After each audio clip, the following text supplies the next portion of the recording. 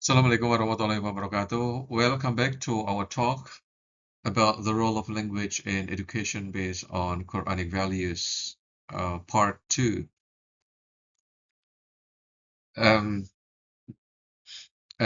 we are going to talk about language and critical thinking. Sometimes people think that religious learning only focuses on obedience and memorization, but the Quran also repeatedly calls people to reflect, observe, and think.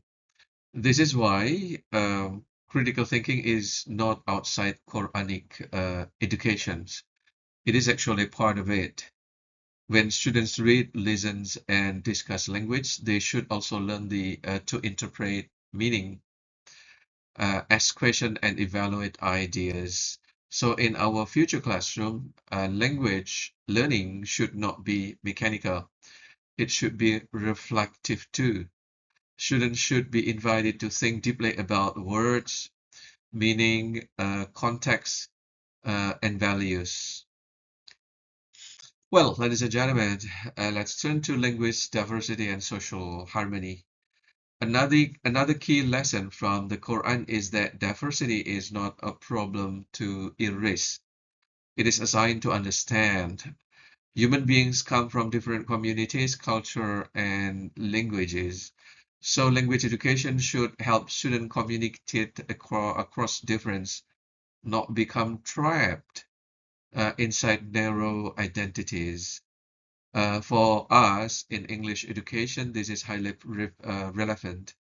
Teaching language should also mean teaching empathy, social respect, and intercultural awareness. If language is used well, it can strengthen social harmony. If it is used badly, it can reduce misunderstanding and conflict. So the moral dimension of language teaching is very real here. Okay, and what this means for future English teachers, ladies and gentlemen. Now let's bring this to our identity as future English teachers. What does all this mean for you guys?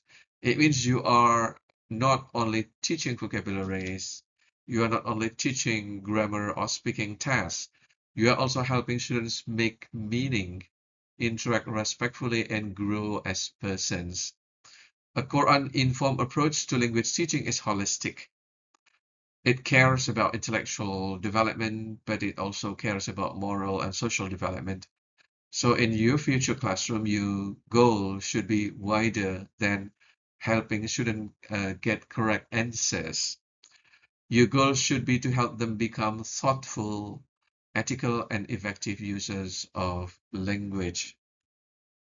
And let's talk now about Quranic values in digital age. We also need to be realistic about our current context.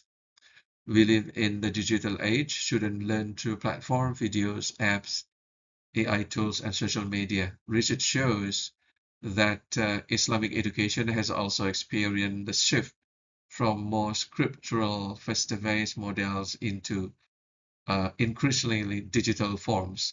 But the key question is not simply whether we use technology. The real question is how we use it. Technology should not weaken values.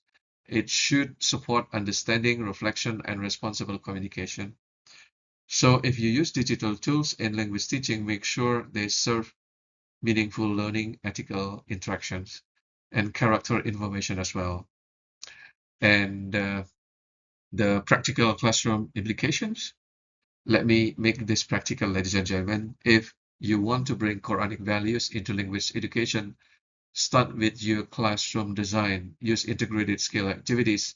Ask students not only to repeat, but also to think, explain, discuss, and write. When you use digital media, also teach digital adapt, how to verify information, how to avoid spreading harmful languages, and how to communicate responsibly online. Most importantly, create a classroom culture where students can speak, disagree, and collaborate respectively.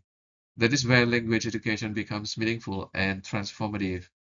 And as a closing reflection and discussion, I want you to reflect on three questions. First, how does the Quranic view of language go beyond technical skills? Second, how can English teachers integrate moral and reflective dimension in natural and educational sound way?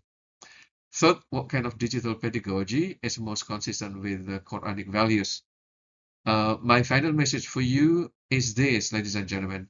In the Quranic perspective, language is not only a classroom subject, it is a means of literacy, reflection, ethical formation, and social contribution. This is why language teaching can be deeply meaningful profession. Thank you very much for attending this session. Wassalamualaikum warahmatullahi wabarakatuh.